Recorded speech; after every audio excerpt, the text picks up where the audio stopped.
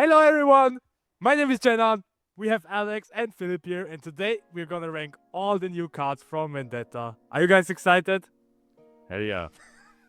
Great to rate these cards. Yeah, hell yeah. Okay, so we will, because there are like, how many cards? 166 different cards. We will do like some short clips about the cards. So I think we'll just like go through some of them. And if we think like they are dog tier, we will just put them to D tier without speaking a lot about it, right? Yeah. Do you guys want to introduce yourself? Yes. I'm Alex, or Stony. I like to play Riftbound, and yeah, that's it. What's your biggest accomplishment? I got top 64 in Lille, playing Draven, and won some skirmishes, stuff like that. Yeah, it's good. Philip, how about you? So me, I'm your local. So my name's Philip. I also played Riftbound. Used to play a lot of Magic, and my thing is I'm like the local hidden boss. Whenever I'm in country, I do pretty well. As soon as I leave the country for something, I stink up the place massively. But don't know, and those who don't know me, here's a good reason for that. That's all I'm gonna say. We will get there, yeah. We will get there. Next is Barcelona, and I think Philip is our underdog because he still has no qualification yet. But maybe this time. Yo, me. And so you get ready for Barcelona. We will just rank all those cards and give you like a quick summary of every card that comes out in the next few days, right? It's like Friday, Saturday release. Yeah. Okay, so let's start with the first one. Do you guys have anything to say for that card except? No, I mean, yeah.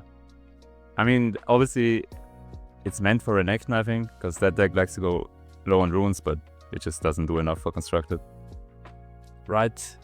So just in the D tier or maybe C tier because it's not like too D tier. I feel it in general, like rule of thumb is gonna be that like red and purple have all, like especially for units, have all the whack empower cards. Like all the decent empower cards to consider are usually in yellow and orange. That's like rule of thumb. I mean, there's gonna be some exception always to the rule, but just like I think this is like a prime example of like what the hell are we doing here? Like, Okay. So late Twirler. What do we say? I mean, it's a unique effect. It's like, I think the first card maybe that could mill your opponent, because you can choose who burns, but burning one is just not enough. I don't think this has a home. yeah, I personally, the way I see it is there's one card that's gonna come up, I think, but this synergizes actually pretty nicely with, which is one of the new red epics. And I think in that case, there is a build around situation where you can make this into basically red Stellacorn, but it is also gated to the first time I move each turn. But like Alex said, there's the extra flexibility of milling your opponent. But I think especially with flow becoming more and more, especially it being introduced in the set, I think it's a bit too risky to mill the opponent. So I'd say it's not like the juice is not worth the squeeze. Yeah, I think with this one. I think you will try to like discard yourself, like burn yourself, because Yeah, sure. I don't think it like if you play against another deck that uses the cards from the discard, it's just like super bad for you. So would you Hey, put all I'm this saying is unique. C or D? I'd give it a C tier. C tier, Right, right? potential. Endless Riches, you can make this a draw engine, which I think is really nice. We'll get to Endless Riches later, but I think like it has some application. Then we jingle next. Yeah. Now we have an interesting card. Killer Gear. It's always good. Also low cost. So I saw some people like already figuring out to play Aurora turn 2 or 3, like, which is kind of insane. So having the opportunity to like kill that gear immediately is like pretty good. What do you guys think? Yeah, I think it's amazing. Like I think this is a sideboard staple for red and purple at least. They don't have a lot of great access to be a hate. Like you could farm a beam, right, if you're a red deck, but that's expensive. You just want to kill one gear. this is perfect. And it also, like, even if they discard it, you could flow it. I think discard is a staple in red sideboards. Yeah, I 100% agree. It's the first red decent, like above decent single target gearhead we've seen that is also Mind Splitter safe against like Sivir Aurora. So I give this nothing short of an A, probably even an S, because it's what the color has been, especially Red Kerbal for Soul. I think it will be played in every side deck, right? Yeah. Unless the color has something better like Salvage, which then Yeah, of course. because of the discard clause. But like in decks that didn't have the opportunity to do stuff like this, I think this will be added in. Yes. Yeah, easy S tier. So you ignore tank while assigning combat damage here. I will sideboard this card in when I play against Shen at pre-rift, and that's probably the last time I will see your card. I was gonna say this card goes infinitely hard on Saturday and Sunday at UE. Take back. Goes straight A minor. It serves into your minor. Where it goes.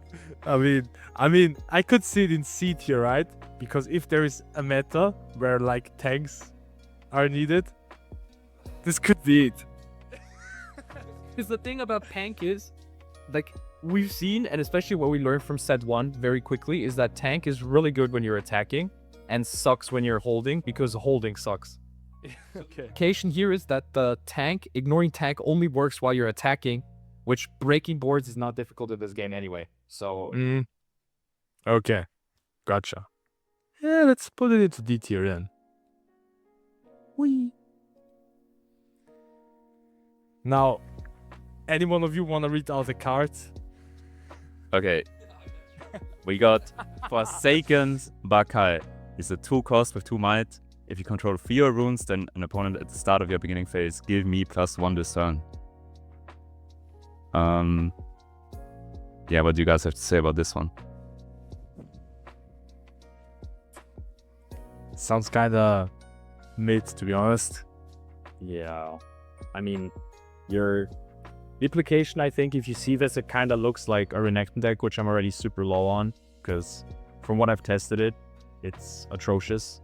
And then going through hoops in a bad deck to just play a unit that conditionally in the early game, assuming you're playing a normal deck, sometimes has like, it starts out 3 might for like, if you're on the draw, I guess it's always a 3 might unit. But assuming that your opponent just, I don't know, just switches 1 power against decks like Azir or something,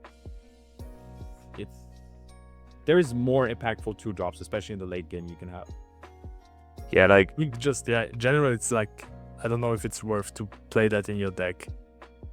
yeah, at best, because it's also only on your turn, right, where it gets the +1. So at best, it's like a Daring Poro that's conditional, like, because you only benefit from this when you're attacking from the +1 on your turn, right? So I think it's cool. A few more artworks. Oh, Hey, yo. what's your thought about this card?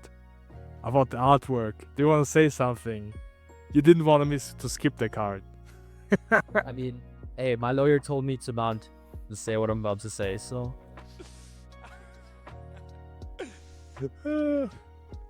Oasis Raider. Philip, do you want to read out? This is Raider. Is a very cool 4 energy 4 might unit, which says if you control fewer runes than an opponent at the start of your beginning phase, give you +2 and gang its turn. So I have to say, I think this is actually one of the few decent units in the Renekton package. But once again, it runs into the problem of being in Renekton, which is terrible. And then secondly, like we talked with the Bakai 2-drop, is that it's only conditional on your turn. This one though gets ganking, which I think is pretty nice, because usually in your deck you're gonna play this out on turn 1 if you want to play, and then turn 2 you're gonna have fewer rooms and you're gonna be up to 6, which I guess doesn't matter if you're on the play. But then turn 3, if somehow this survives because it only gets challenged by a 3 energy unit, then you might be able to gag to get an extra point. But unfortunately, I don't think the shell or the on the draw for this is quite there, especially red. It could be playing a Kaiser, so. Yeah, with the Skinwalker artwork, so yeah. So you would maybe put more into a C tier, right? Because it's not terrible. Yeah. Yeah. Then we got the punching Poro. Discard like empower, discard 1, pay the cost, empower me. Empowered, he has +1.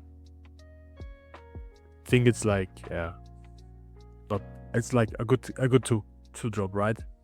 Yeah, I think this could definitely find a home. Like, it's a discard outlet on a 2-drop, which you're always happy to put 2-drops in your deck. And it is a permanent +1, so it beats most of the other 2-drops in the game. So I don't know what the home is exactly yet, but this has potential, I think. I'd agree, yeah. Because, I mean, we see, I hear a lot of Rob legs about, like, Cannon Reanimator being a thing in those color combinations. And I think, specifically, if you have this as just an early enabler, which then also leaves behind, like, an overstated unit for the early game, I think that's usually what most Reanimator decks kind of lack, is that they either lack the good enabler or the good early game. But this somewhat faces both, or, like, addresses both. I think, like Alex said, there will be a home for this at some point. I just don't know what it is at all. But I'd be willing to give this a B at least. Let it in B tier, yeah.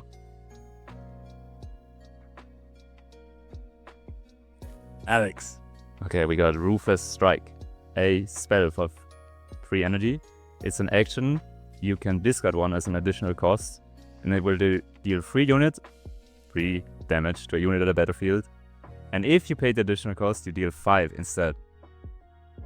Yeah, what do you guys think?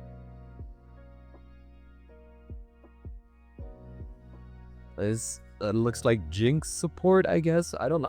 It's like Like, you can also discard the stuff you don't want to have in your hand, right? That you can, like, use in the discard instead. Yeah, Like, basically recycling your own cards. I don't know, I think this card is not bad. Like, it's an action, remove spell without a power cost. And it's flexible, like it has some utility for the late game.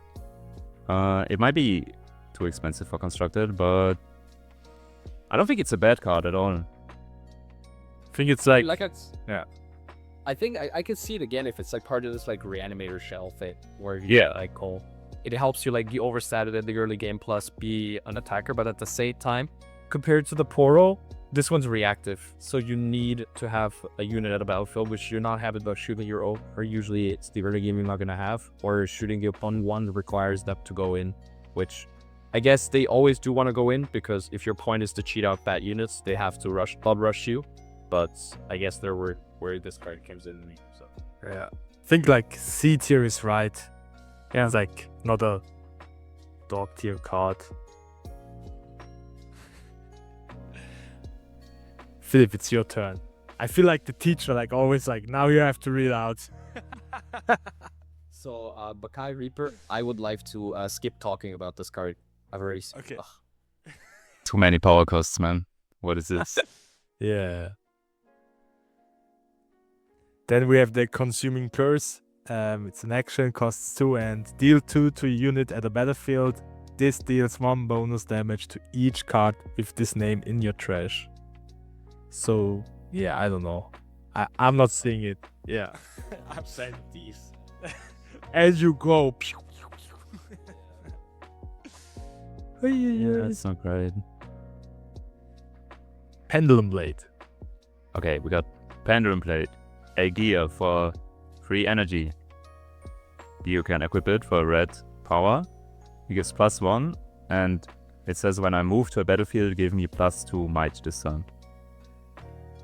I think this is clearly made for Akali, where you could move in and out, and then in again, and get +4 might, +5 even in total from the gear, which is a lot, I think. But the problem I see with this is that this implies that you've empowered your Akali unit. Yeah. Which is kind of tedious, especially in like a low curd deck as it wants to be. And on the other hand, it runs into the usual problem of, yeah, breaking in is easy, but then afterwards you suck at holding the battlefield. And Akali's legend is already way overrated than what we thought it was, just for testing. Like, it's been super mid as a legend ability, and Pendulum Blade for 3 might, it doesn't Like, there's so many better cards in that color combination you could have in your deck instead. Like, Cleave or something like that does the same thing with no setup of having to, like, move in or out and then be equipped. But, yeah, I guess it's repeatable, but I'd rather just have a Fleet at that. Yeah, it's like the things you need to get this work, and like also paying free and like having better cards out there, like you mentioned. I think this is just like too much to like work for. But maybe it's like in another deck it could be the right thing. Yeah, all I want to say is, like, if you cascade this gear where you send in units and then equip it onto another one, it's like a spinning axe for free, right? Because it will give blood +3 to every unit you send in. But like, yeah, as you said, Akali is already pretty good at breaking holes, so maybe it's just not necessary. The card in itself is decent, I think. But yeah, I do see your point. Because, for example, if you were to put this in like a Swarm deck like Rek'Sai, I think this could actually be really nice. Because it doesn't cost power to develop, and then of course in the late game, because what does Rek'Sai do with the extra runes anyway? So it's so low power, and then you can swing it multiple times, so at least I'm a bit more convinced about it, but yeah, so Say it's like C tier because it's like, again, at least we could talk about the card, right? yeah. Ooh, Philip. Perfect execution, yeah. So it's a spell, but that costs 3 and 1 power. It says ready your unit and give an assault 3 this turn, and it has flow for the exact same cost. This one I'm very high on. I think this is a really, really strong card. Because having the enabler plus the cleave, basically I'd say it's like right to wit plus cleave in one card with flow. So you basically get 4 cards stabled into one card on this for something that has very on rate. And personally, I'm a big fan of the card. I mean, unlike Ride the Wind, obviously you don't get to, I guess let's say it's Rabbit compared to, what is it, Upstage Comedy from the Jhin, the red prepare spell for 2. And this just does both. For flow, you can always park this in your graveyard as well against like sabotage decks or something, and then have it available on the late game. And for like, especially like Zed, for example, if he wants to send it as Shadow Cloaks for 7, such a good utility spell. So I'm very high on this. Yeah, I agree. I think this card's amazing. Like, also, just that has flow is kind of really good. Like, if you have some sort of graveyard synergy, this ends up somehow from discarding it in your trash. It's just so good. It's like insane because you can like park 6 runes and you can just like do it twice in a turn. Yeah. Because you don't have to wait, right? You can just ready 2 units. Yeah. Get them back out, maybe.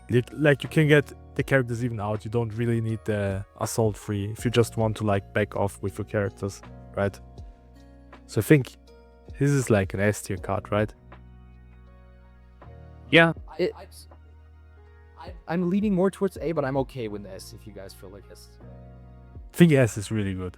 Like the card itself. What do you think, Alex? You choose because it's like A. I think, well, I don't think it goes into every red deck. That's the only issue I have. Like, it's not like a complete staple, but it's a movement ability where maybe some color combos in red didn't have greatest access to it, and now they do with this card. So I think it's more of an A tier card than an S tier card. Cinema. So, Shadow Assassin, I enter ready if you have a card with my name in your trash. Yeah, it's just a vanilla guy, isn't it? Yeah, but it might come ready. Yeah, okay. See, Philip is like, nah. Color as the deep buttons. Then, Alex, your turn. We have Shadow Fiend, a 2-cost 2-might unit. It has Empower for 2 energy and a power. And if he's empowered, he has Assault 3.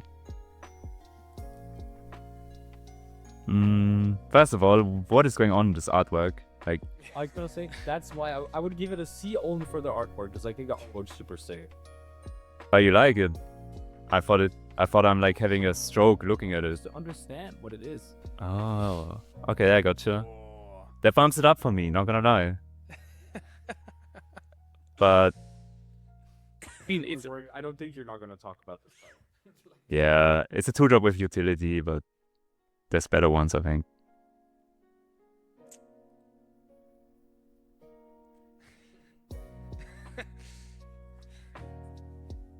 Philip, your turn. New Rage. So 1 and a red. Action spell. This can't be countered. Deal 4 to an enemy calm unit. And I think just as with the whole decree cycle, which is just basically a 1-mana spell that does a very specific effect to its opposite colors. So red versus green, blue versus orange, and then purple versus yellow. I think all of these are kind of bait and dog shit, I think, unless you're specifically trying to beat a card. I think especially what irks me about Decree of Rage is that if you board this in against, for example, let's take a green deck like Master Yi, I think this deck doesn't even have more than like 8 green units. Like less than half of its units are green. So you board this in against a green deck and then the opponent's units are all the other color. So you boarded in a brick that costs a power and doesn't even work half the time. So it's like, okay, they're like a nice sideboard slot, I guess. So like, unless you really want to, I don't know, like snipe Stellacorns against Aurelia, which fair enough if you want to do that, then I guess you can have this in the sideboard to improve your matchup. But seeing as like how Aurelia is going to move more towards Green Akali, from what I've heard, it's, I don't know that. Yeah, I think the decrees, I guess we could talk about them in general. They're gonna be hard to put into your deck, like really hard, because you only have so many slots. And yeah, I think this is too situational. If we were in a meta where we only play against calm units, this would be amazing, but I don't think we're gonna be in that meta, so it's not good. I think like in general, If it just costs an energy, you could convince me to like play this like deck like Pipe or something that struggle with Aurelia. Like decks that start against Aurelia and red can just break this in and shoot a Stellacorn. But for power, like no. so more like a D tier card. I think like it's worth to play it like maybe like a one-off in the side deck, but that's basically it, right? I can't see myself play this in a main deck. No. Yeah, Even especially if the- yeah, you could never play. I think at like a regional, these decrees are gonna be horrible. But imagine you're really trying to win a skirmish, and there's this one guy with his mono green deck, and he's the best. Then you bring this card, and it could go hard. Oh man, mirror to read that. Yeah, To beat him in the 0-1 bracket of your server. What do you got, skirmish? I think That's what you get for playing this card in your main deck. exactly. Okay. Next we have Eclipse Dragon. Accelerate, and when I move, if you control 4 or fewer runes, draw 1. This is expensive, but I guess it has a home in the dragon decks. Like body Renekton dragons could play this, and yeah, I don't know how to rate this card, I'll be honest. Philip, please go ahead. I don't see it. it's so close to being acceptable, I feel like, but yeah, once again, juice not worth the squeeze. So personally for me, it's a D tier. It's just too much setup. Like you play it out, it's conditional, then you get Star Cross, and then you wanna put decrees in your deck, but they don't work against purple, so you're sad. so Man, red is just getting hated by us, by the way. Yeah. Okay, we Okay, got then we have Morgana, Vindictive. 5 and a power for a 5-might unit with ambush. And she says when you play me, deal damage to a unit equal to the damage marked on it. I don't see like the obvious synergy that goes with this immediately. I think this is very conditional. I don't know, guys.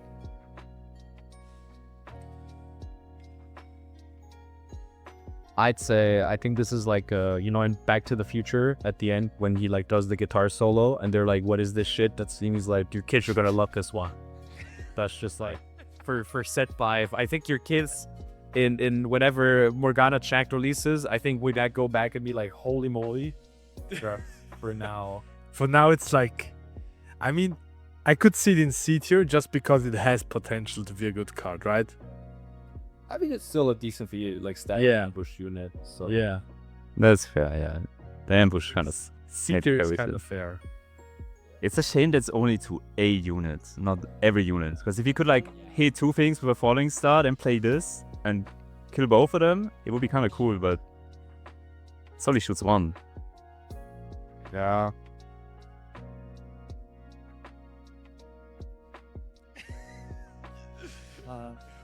Philip just doesn't want to read the cards. That's why. Try not to laugh. Try not to laugh. Possible challenge. Just bunch of shit cards.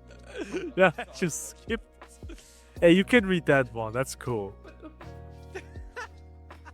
It's not my fault that they made red terrible this set. Like, what? Look at this. What are you... Like, how is that my fault? Look at this card. Okay. We have to talk about this one. We have to talk about this one. Who wants to read it? You, Philip, you can go. The bunch of them already. Okay. So Twilight Reveler, it's a 3 energy 3 might unit that says when I attack, ready another friendly unit. So Alice, please go ahead, because I think this is more along your... So obviously this is a fine unit by itself. It's a free cost for 3 might, which is like on rate, I guess.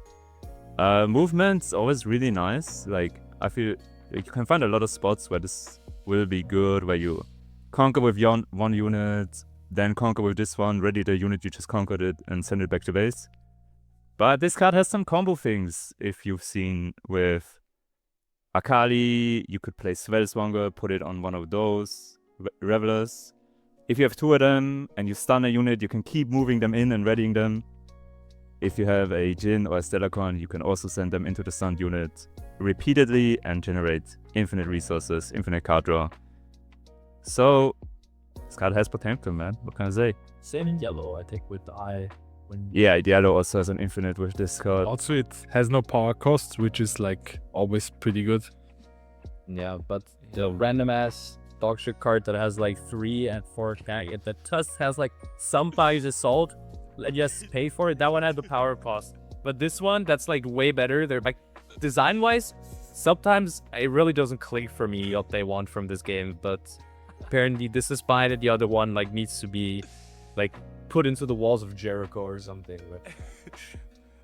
But where do you see it? Like A, B, like it's like super obvious. It's like a combo card you will need in some specific decks. You can play it also in like a pretty normal deck and it will do some good stuff. I think it's like an A tier card probably. I'd say I would give it A, but I think that the combo is probably more of an afterthought than actually something we could build around. But the fact that the combo just requires you to mostly play, like in red yellow, it requires you to just play instant cards, I think makes it acceptable for me to put in the A tier. I think in red green, this is a B tier. In red yellow, I'd give it an A tier. So I'm fine with A tier. Let's go. Now we have Akali, yeah. Empower, and when I move, you may deal 1 to a unit at the battlefield I moved to or from. If I'm empowered, deal 2 instead. And if she's empowered, she has +1, which is not that bad, right? Yeah, I think what you also have to mention about this card, she is a chosen champion, right, for Akali. Yeah. And a free cost chosen champion without a power cost is always gonna be very good. Like, if you're on the draw, you can just always play this turn 1. I mean, if she had Assault 2, we'd have to give her a power cost. What's the other one? Like, yeah, I think could be like, yeah, I think the only problem I have with her is not with the card specifically, but just that the green one, in my eyes, is so much better. And I think that's just why she loses points with me. But the card in and of itself, I can see decks mayboarding this just outside of Akali, but then you kind of lose equity on the move or from. So she's very good at just sniping 2 drops randomly in combat, or if you empower her like a 4 might unit. So I'm happy with, but the thing is, it takes a few hoops to jump through, so I'm happy to give this one, I'd say, a B. B? Yeah, I'd say as a card, it's a B. As a chosen champ, I think it's a bit better than that. I think it might be an A as a chosen champ. But as a card itself, I can agree with B tier. It's Let's go.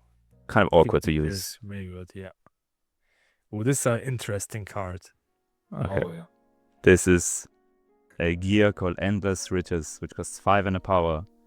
When you play this gear, you have to banish your hand, your trash, and then you burn 7. Also, you skip your draw phase, but what you get, you may play cards from your trash. It also says if cards would go into your trash from anywhere other than your main deck, you banish them instead. So basically, this makes you play out of your graveyard, which, if you played some other TCGs, you know this is kind of insane, right? But do you also have like the time to do this? Because it's like 5 cost, you have to like... Yeah, that's the question. Like this card, it has some risks, right? If you don't have a way to generate other draws and you play this and your burn 7 is not good, you're just stuck with those cards. Like, you actually can't progress your game much. And the other risk is if they kill this, because it's a gear, they can interact with it, right? Then what are you gonna do? You lost your hand. Like, it's a big risk, right? You just scooped her external. Yeah, so ideally what you want to do with this card, right, is like empty your hand, then play this. Ideally you have some flow cards, or you don't need flow cards, I guess. You need some sort of way to draw cards with either your legend, the stuff you have on board, or with the things that are gonna hit your trash. And then this can really pop off. I mean, I think, like, so for example, that's why I mentioned Blade Twirler, the 4/4 that when it burns moves a card. Because this is just a draw 1 on move then, basically. It's like build your own Stellacorn, but in kind of poopy. The other thing I do like about this, though, is that Endless Riches can just hit another Endless Riches. You could just go again and chain them into each other, which is quite nice. But yeah, I think it's... At the moment, I don't think there's a deck that properly uses this. I tried this in like Renekton Seals, where it was actually pretty nice. Because also the cards you can't play from the trash are actually not timing restricted. So I killed my opponent by playing this, passing, and then flashing in a Rhaegar, because they did check the graveyard, which I guess you can just pump people like that. Like, the actions are turned on. You have to think of everything as flow spell. And flow spells, not having a single action or reaction speed flow spell actually makes it somewhat hard, I think, people that haven't played other TCGs to get used to. So I think you can get really creative and tricky with this one, but it's just, at the moment, I don't think there's the right setup for this. Yeah, the thing is, like, imagine you could play your cards from your trash for free. It would be broken. like in this turn, of course. Like, if it would be an action, you could do it in this turn, it would be... And I think it would be really interesting, but this is just like way too high risk to like for low reward, I guess, because you're skipping a whole turn for like paying 5. And then What I will say, if you somehow know the content of your deck by recycling cards to the bottom with Y, for example, and then you play this and you know exactly what you're gonna burn, then you could do some nasty stuff, where you like play a Bushwhack, play some Battering Rams, and have this really big, like, Miracle-esque combo turn. Yeah, the only... Also, what I like with this is that you can just start backpacking this if you ever run out of cards. Like, if you... Because at some point, like, you do have to mention that if those 7 cards are breaks, then you are locked out of the game because you skip your draw phase.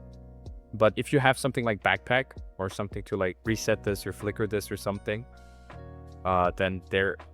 Like I said, like, this is powerful. It's just, what do we do with it is the question. So at the moment, I wouldn't go above a B tier. I'd even be fine with a C tier just because there's nothing to do at the moment. But just by pure potential, I'm fine with a B. Like, basically, I would even go for C tier just because it has potential. But currently, it's like not really. I don't think I could see it anywhere else. It's definitely a build around in the right deck. It's gonna be good, but only so it's not like amazing of a card. Hard. So who's next? Philip. Z from the Shadows. So a 4 energy, 1 power for my unit in red. When you play me, you may discard a card as an additional cost. When you play me, if you paid the additional cost, play a Shadow Clone unit token. And that has, when I attack, I may banish him for the trash, and if you do, give me assault for this turn. So this one, I think, is actually also kind of has the similar problem as the Red Akali, where it kind of suffers from being, in my opinion, worse than the purple Zed, simply because of the power cost. I think this one is more negligible, or at least like you're more willing to put it in, because he just immediately presents 8 might attackers at the same time. Also because of the discard, which means that you always enable your Zed. But otherwise, I think the clone becomes a repeat, and then the power cost, if you just compare it to the other Zed. Personally, I don't quite see it. Maybe if you want like a more aggressively slanted flag, then this is what you go for. But the way I saw most Zed builds, I think the other one just does more. Yeah, I agree. I prefer the Could purple. you as like well. maybe play it like not as a champion unit, just maybe like in the deck? Does it have space for it? It's hard, I think, because Yeah, because the 4-drop is really stacked with good cards, right? yeah, and discard, you basically have to discard. If you put this in your deck and you're not gonna discard, this is terrible. But Yeah. so you need to be playing a deck that wants to discard and maybe makes use of a Shadow Clone. But it's gonna be hard to find, I think. Yeah. So I'd give this one, I'd say, a C tier. Yeah. So we will do more of these videos in the future. We just like went through all the red cards. I hope the next one will come in the next few days. Like we will go on with green and then so on. So this is the list that currently looks like. So what do you guys think in general, like red cards? I think there are not a lot of good red cards printed this set. Yeah, either with some haters here, or red doesn't look that great for. It doesn't seem like these cards instantly slot into existing decks.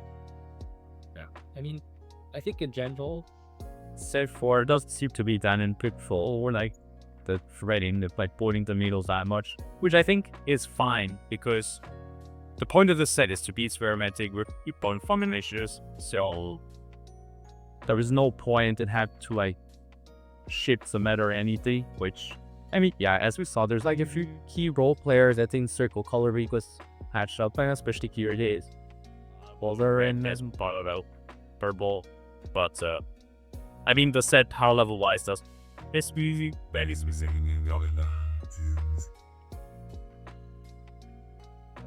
So we all agree that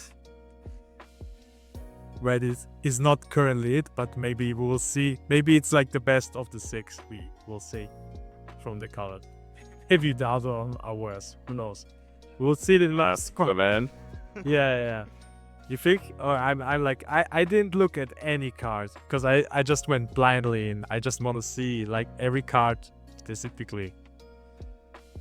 So, guys, if you think there is like something we did wrong here, just leave a comment. Give us your opinion. Trash talk us. Shit talk our opinion. Write us an email. DM us on the Instagram. So yeah. I hope you guys liked it. Leave a like, subscribe. Alex, where can we find you? At RQ Barcelona. Okay. Yo, the vlog for RQ Barcelona will be insane. This will be masterpiece cinema. Okay, bye bye. Woo.